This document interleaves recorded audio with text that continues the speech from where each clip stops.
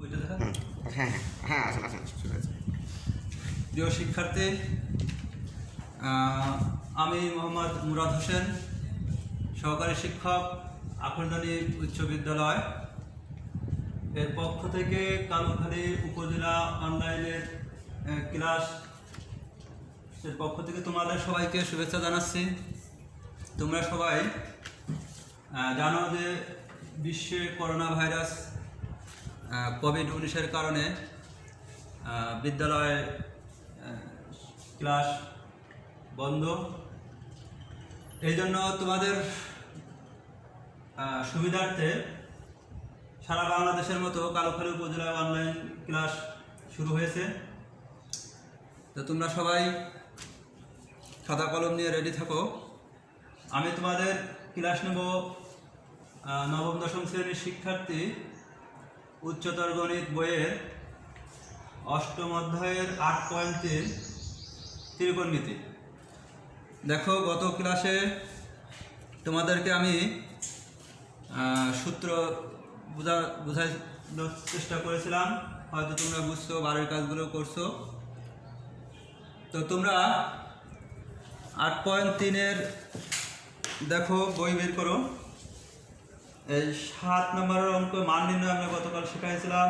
8-এর 6 নম্বর অঙ্কটা একটু দেখিয়েছিলাম। এই 8 আর 9-এর অঙ্কগুলো একই রকম। 10 অবেচ্ছুম যাচাই, 11, 12 এই দুইটা খুবই ইম্পর্টেন্ট। তো তার আগে আমি 8 আর 9-এর থেকে একটা জিনিস দেখাবো যেন তোমরা এটা একটু পারো। তারপরে 11 একটা অঙ্ক করার চেষ্টা করব, 11 আর 12 দেখা যাক কতদূর অগ্রসর হওয়া যায়। তো তোমরা প্রথমেই খাতা কলম নিয়ে রেডি হও। রেডি হয়ে 8-এর গ নাম্বার অঙ্কটা তোমরা একটু খাতায় তোলো। দেখো 8-এর গ, যেহেতু গতকাল তোমাদের আমি একটা জিনিস দেখো শিখাইছিলাম যে এইটা প্রথম চতুর্ভাগ, দ্বিতীয়, তৃতীয়, চতুর্থ, এই জায়গায় অল পজিটিভ ছিল, এই জায়গায় সাইন আর কজ, ট্যান আর কট পজিটিভ ছিল, কজ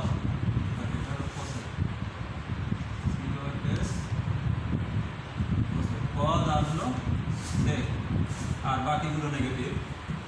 তাহলে আমরা যে 8-এর গ নাম্বার অঙ্কটা উঠাই, সাইন স্কোয়ার π/7 প্লাস, তোমরাও আমার সাথে সাথে তোলো, সাইন স্কোয়ার 5π/5 5π/5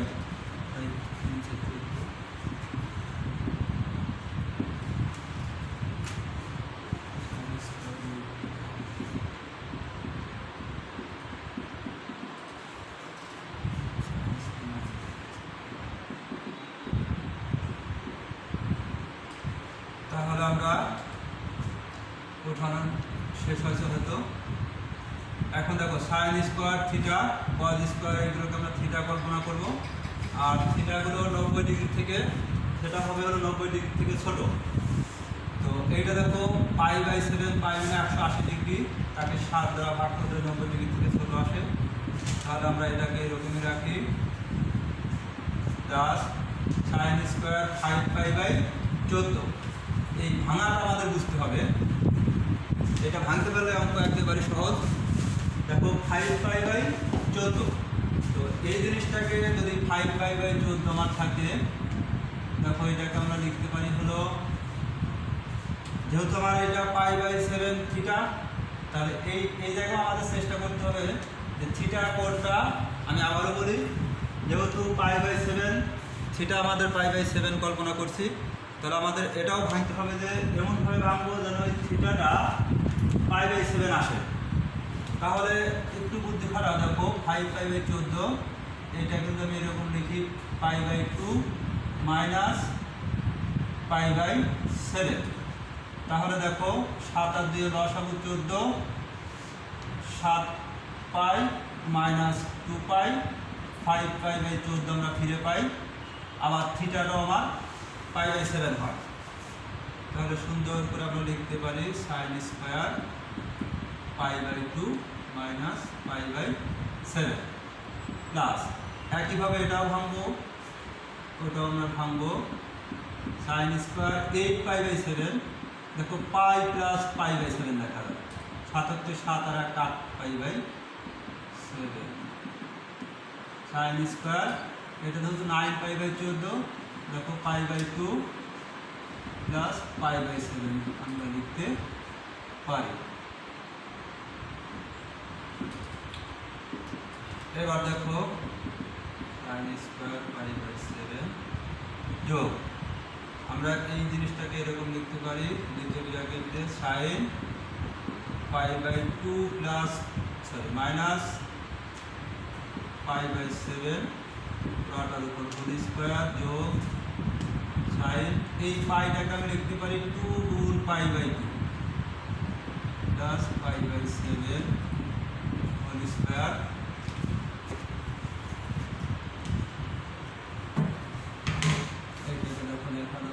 যোগ sine pi by 2 plus pi by 7 পুরাটার উপর হোল স্কোয়ার।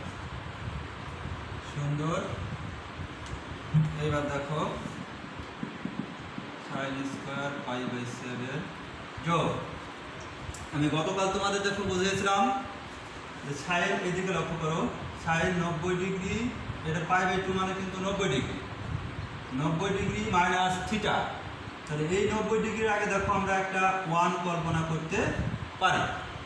তো যদি 1 থাকে তাহলে দেখো গতদিন আমি তোমাদের বুঝিয়েছিলাম যদি 90 ডিগ্রির সাথে বিজোড় সংখ্যা গুণ থাকে তাহলে ত্রিকোণমিতিক অনুপাত চেঞ্জ হয়ে যাবে, আর যদি জোড় সংখ্যা গুণ থাকে তাহলে ত্রিকোণমিতিক অনুপাত যেটা ছিল সেটাই থাকবে। তাহলে নিশ্চয়ই এটা সাইন হয়ে যাবে হলো কজ, তাহলে আমি দেখলাম হলো কজ থিটা লিখে দেব পাই বাই 7। এবার স্কোয়ারটা দেওয়ার আগে আমরা দেখো এই কোণটা আমাদের কোন চতুর্ভাগে আছে, সেই চতুর্ভাগে এই সাইনের চিহ্নটা কি পজিটিভ না নেগেটিভ, সেই চিহ্নটা আমরা এই জায়গায় দিব। তাহলে দেখো এই সাইন 1 গুণ পাই বাই 2 মানে 90 ডিগ্রি, অর্থাৎ এখান থেকে এই পর্যন্ত এগুলো একটা 90 ডিগ্রি, যেহেতু এটা বিয়োগ আছে তাহলে এটা আমাদের ব্যাক করবে, যেহেতু এটা ব্যাক করতে তার মানে প্রথম চতুর্ভাগে এই সাইনের চিহ্ন পজিটিভ, আমার নিয়ম অনুযায়ী এই জায়গায় একটা আমাদের প্লাস আসে দিয়ে আমরা প্লাস না দিলেও সমস্যা ছিল না, তবু আমরা দিলাম বোঝার জন্য, বা তুমি মুছেও দিতে পারো, cos pi by 7 whole square যোগ, ঠিক একইভাবে এখন লক্ষ্য করো, যেহেতু পাই বাই 2 সাথে এটা 2 জোড় সংখ্যা, তাহলে জোড় সংখ্যা থাকলে আমাদের ত্রিকোণমিতিক অনুপাত যেটা থাকবে সেটাই হয়, তাহলে আমরা লিখলাম হলো সাইন থিটা, থিটা মানে পাই বাই 7। এবার দেখো আমরা হিসাব করব যে এইটা কোন চতুর্ভাগে, আর সেই চতুর্ভাগে এই সাইন এইটার চিহ্ন কি, তাহলে দেখো হিসাব করে আমরা সাইন 2 পাই, তাহলে এখান থেকে এটা একটা পাই, এখান থেকে একটা পাই, দুইটা পাই, এই 2 পাই আসলো, যেহেতু এই জায়গায় আমাদের প্লাস আছে তাহলে এটাকে ওভারটেক করে আসবে, আর যদি মাইনাস থাকতো তাহলে ব্যাক যেত, যেহেতু এটা প্লাস তাহলে আমাদের এটা ওভারটেক করে তৃতীয় চতুর্ভাগে আসলো, আর তৃতীয় চতুর্ভাগে শুধুমাত্র ট্যান আর কট পজিটিভ, বাকিগুলো নেগেটিভ, তাহলে সাইন আমার একটা মাইনাস চিহ্ন সূত্র অনুযায়ী পাবো। এইবার আমরা স্কোয়ার করব যোগ, ঠিক একইভাবে এখন আমরা হিসাব করি, এইখানে একটা 1 গুণ আছে, তাহলে 1 যদি গুণ থাকে তাহলে সাইন হবে হলো কস পাই বাই 7 লিখলাম। এখন এটা কোন চতুর্ভাগে 90 ডিগ্রি, একটা 90 ডিগ্রি প্লাস এটা দ্বিতীয় চতুর্ভাগে, আর দ্বিতীয় চতুর্ভাগে সাইনের চিহ্ন পজিটিভ, তোমরা লক্ষ্য করো, আমি আবার বলি এই জায়গায় তোমরা একটু ভুল করার সম্ভাবনা আছে, এই যে এই সাইনের চিহ্নটা পজিটিভ চিহ্ন কিন্তু আমাদের এইটা হবে, কখনো এই কজ আসলো কজের চিহ্ন দিবা না, এটা একটু মাথায় রাখবা, তাহলে প্লাস চিহ্ন দিলেও হবে, এই না দিলেও প্রবলেম নাই, আমরা স্কোয়ার দিই। এখন আমরা নিয়ম অনুযায়ী আগে চলে যাই, কজ স্কোয়ার পাই বাই 7, এই মাইনাসটা স্কোয়ারের কারণে প্লাস হয়ে যাবে, তাহলে সাইন স্কোয়ার পাই বাই 7 যোগ, এটা আমাদের বাম লেফট সাইড ছিল কিন্তু 2 সাইন স্কোয়ার পাই বাই 7 যোগ 2 কজ স্কোয়ার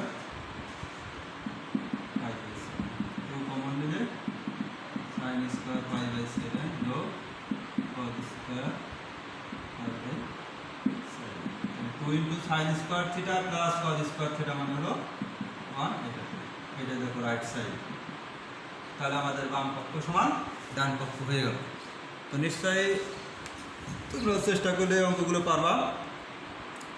8 অঙ্কগুলো তাহলে দেখো সবই একই নিয়মের, বাম পক্ষ থেকে ডান পক্ষ মিলানো যাবে। 9 অঙ্কগুলো দেখো মান নির্ণয় একই নিয়মের অঙ্ক, তোমরা এগুলো একটু বাসায় করবা।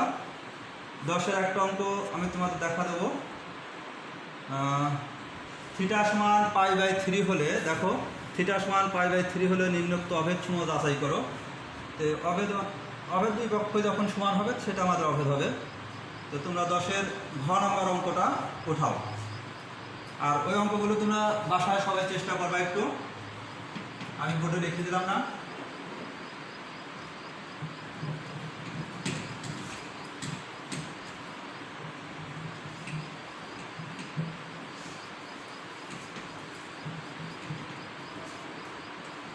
তাহলে 10 ঘ দেখো দেওয়া আছে একেবারে সহজ অঙ্ক। থিটা সমান পাই বাই 3 তাদের বাম পক্ষ tan 2 থিটা tan 2 থিটা দেখো tan 2 ইন্টু এই থিটার মান হলো পাই বাই 3, আমরা পুরো করে দিলাম পাই বাই 3। এবার দেখো tan 2 সাথে পাই গুণ 2 পাই বাই 3। এখন এই জিনিসটার মান আমরা ক্যালকুলেটরে, তোমরা অনেকে হিসাব করতে চাও, ক্যালকুলেটরে প্রয়োগ করলে হবে না। আমরা শিখবো কীভাবে দেখো, হয়তো 9 থেকে আসলে ক্যালকুলেটর করতে পারো। tan বা পরীক্ষার সময় ক্যালকুলেটর দেয় না সারা 2 পাই বাই 3। দেখো আমি একটু দেখাই 2 পাই বাই 3। তাহলে এই জিনিসটাকে আমি এরকম লিখতে পারি পাই মাইনাস পাই বাই 3। দেখো তো দেখা যায় নাকি 2 pi by 3 pi minus pi by 3 লসাগু করলে 3 পাই।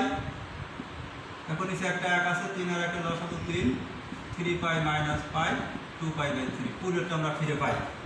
তাহলে এই জিনিসটাকে আমি লিখতে পারি পাই মাইনাস পাই বাই 3। এই পাইটাকে আমরা লিখতে পারি আবার 2 গুণ pi by 2 minus pi by 3।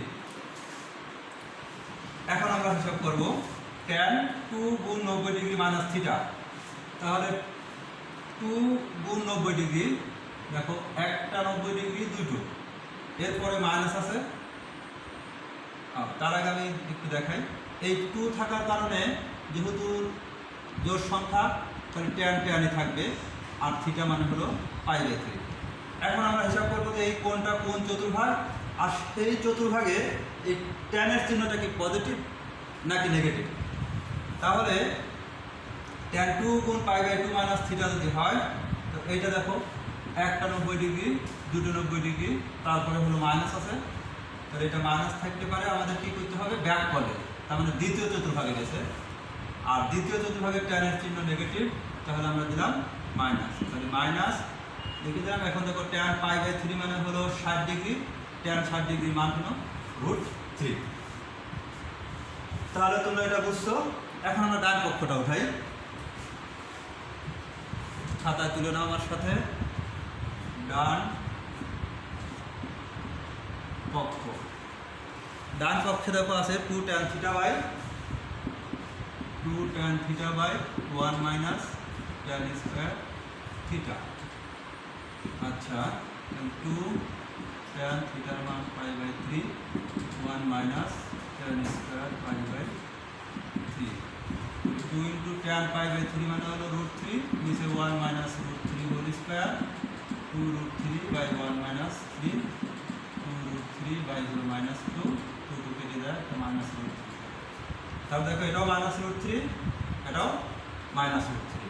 তাহলে আমি লিখতে পারি যে অতএব tan 2 থিটা সমান 2 tan theta divided by 1 minus tan square theta. এটা হলো সুপ্রিয় শিক্ষার্থী, তাহলে আমরা দেখতে পাচ্ছি যে 2 tan থিটা সমান 1 2 tan 2 থিটা সমান 2 tan theta by 1 minus tan square theta.